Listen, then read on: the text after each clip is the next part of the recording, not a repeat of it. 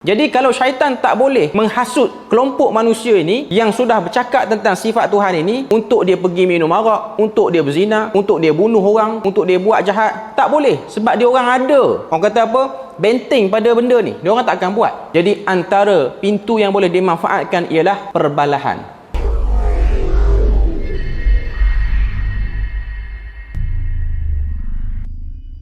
Muka surat 398 dia datangkan lagi beberapa hujahan daripada hadis. Sebelum pada tu dia sebut, dia kata disebutkan oleh Ibnu Abil Aiz Al-Hanafi rahimahullah dalam syarah kepada akidah Tahawiyah bahawa ada 20 macam dalil tentang ketinggian Allah Ta'ala di atas makhluknya. Ia berkata semua itu apabila dihuraikan satu persatu secara panjang lebar, nescaya akan mencapai sehingga 1000 dalil. Maknanya daripada 20 dalil nas, maka akan datang 2 perkembangan daripada dalil nas tu kepada dalil fitrah kita.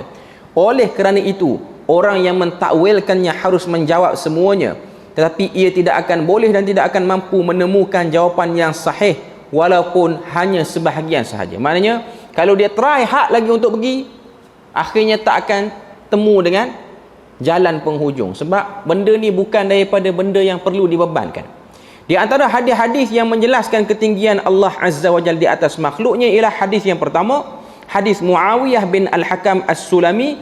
Ia bercerita, wa kanat li jariyatun tar'a ghanaman li qibala Uhudin wal Jawaniyah fattala'tu dhata yawmin fa idha adh-dhi'bu qad dhahaba bi shatin min ghanamiha wa ana rajulun min bani Adam asafu kama ya'safuna lakinni sakkaktuha sakkatan fa ataitu Rasulullah sallallahu alaihi wasallam fa'azuma dhalik alayya qultu ya Rasulullah afala u'tiquha qala i'tini biha fa ataituhu biha faqala laha ayna Allah qalat fis sama' qala man ana qalat anta Rasulullah qala a'tiqha fa innaha mu'minah. Hadis ni ialah hadis yang dah jadi polemik dah pun. Polemiknya tak selesai, iaitu hadis jariyah yang diperoleh ni sampai buat satu diskusi pada isu ini. Sebab tu saya kata isu ni ialah isu polemik zaman berzaman sampai zaman kita pun tak selesai. Sebab sudah ada sejarah daripada zaman lampau pertembungan benda ni. Ada satu kelompok yang nak kata Tuhan ni tak boleh letak arah pada dia, atas, bawah, depan, belakang, tak boleh letak arah. Satu kelompok kata Tuhan sendiri kata dia maha meninggi, guna sajalah perkataan tinggi tu, tak payah cuba nak nafi-nafi lah. Dan kedua kelompok ini sentiasa wujud. Mati generasi awal, datang generasi kedua. Mati generasi kedua, datang generasi ketiga. Sampailah kita sekarang tak tahu berapa generasi dah duk bertembung pada isu ini. Secara umumnya, kalau kita tengok, kebanyakan para ulama akhirnya mengambil jalan tasamuh. Sebahagian yang lain mengambil jalan untuk terus defend, mengatakan apa-apa cubaan untuk mentakwilkan pada nas yang jelas, ini semua cubaan untuk memalingkan masyarakat ataupun muslimin daripada nas yang sebenar. Sebab tu kita akan tengok ada kelompok ulama yang dia agak agresif dan defensif bila mana bercakap tentang isu ni, garang semacam. Maknanya kalau ada cubaan nak takwil sikit, dia akan tutup ruang tu kerana melihat kesan jangka masa panjang. Kalau kita cuba buka takwilan kedua akan keluar, takwilan ketiga akan keluar, takwilan keempat akan keluar. Sebab otak manusia ni dia berbagai-bagai latar fikirnya. Jadi ada sebahagian ulama dia ambil kata putus, tak payah cakap banyak, kata je Tuhan tu meninggi, cukup. Tinggi macam mana, cukup, tak payah cakap banyak lempang je. Okey, tapi taklah buat macam tu, cuma nak katanya cukup, tak payah cakap je. Dia habis situ je, tak payah nak cakap banyak, tak payah nak belanja kopi, nak belanja apa, tak minum dah pun. Nak sebutnya apa? Tiada titik noktah untuk isu ini. Dan sebenarnya kalau kita tengok daripada sudut yang lain, ini juga kadang-kadang menjadi ruang oleh syaitan untuk menjadikan sesama muslimin ini bertelagah. Kita kena sedar, syaitan ni kalau dia tak boleh jerumuskan kita kepada benda haram, dia akan jerumuskan kita pada benda makruh. Kalau dia tak boleh jerumuskan kita pada benda makruh, dia jerumuskan kita pada benda mubah sehingga kita tinggalkan benda sunat dan benda wajib. Ini ialah gerak kerja rangka syaitan. Jadi kalau syaitan tak boleh menghasut kelompok manusia ini yang sudah bercakap tentang sifat Tuhan ini untuk dia pergi minum arak, untuk dia berzina, untuk dia bunuh orang, untuk dia buat jahat. Tak boleh, sebab dia orang ada, orang kata apa, benteng pada benda ni, dia orang tak akan buat. Jadi antara pintu yang boleh dimanfaatkan ialah perbalahan, pertikaian, tikam lidah, namimah, cari ruang untuk bergaduh sehingga menyebabkan berlaku jurang, perbezaan, sehingga tak bertegur siapa. Jadi itu benda yang kadang-kadang kita kena sedar jugalah.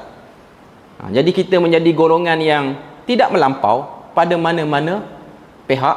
Secara umumnya kita sedar benda ni dah jadi dua pandangan.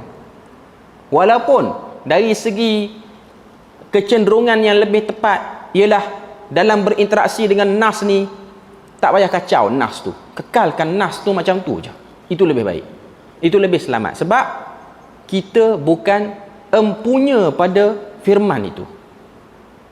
Tuan punya pada firman tu ialah Allah Ta'ala sendiri. Bila mana dia sebut macam tu, kita kekalkan macam tu, tak payah kacau, tak payah usik apa pun, itu lebih baik. Tapi kita pun tahu sebahagian orang yang nak pilih kaedah takwil ni, dia punya tujuan asal dia orang pun bukanlah sengaja nak rosakkan ayat Tuhan tu. Dia orang nak berinteraksi dengan kelompok-kelompok yang suka beri syubhat pada zaman lampau. Tapi pada zaman sekarang, syubhat-syubhat tu sudah dihapuskan, sudah dipatahkan oleh para ulama. Kitab-kitab dia orang dah banyak, dah belonggok dah cerita tentang benda ni. Jadi kalau nak panjang-panjang lagi, kalau nak orang kata apa, mencari lagi polemik, maka kita akan jumpalah polemik tu sampai bila-bila pun. Sebab tu manusia kalau dia nak cari buah balah, macam-macam mana baik pun orang tu, macam-macam mana lembut pun orang tu, nak cari buah balah dia akan jumpa, pasti jumpa.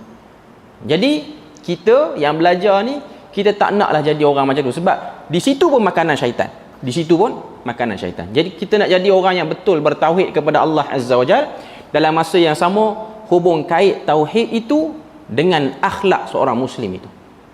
Sebab tu banyak juga hadis yang ditunjukkan, yang diucapkan oleh Nabi, antara tanda orang yang bertauhid, orang yang berakidah dengan akidah yang jelas, ialah orang yang ada akhlaknya. Bila mana datang kata-kata yang sudah boleh menyebabkan berlakunya perbalahan yang besar, maka dia kena tarik handbrake dulu lambat ni.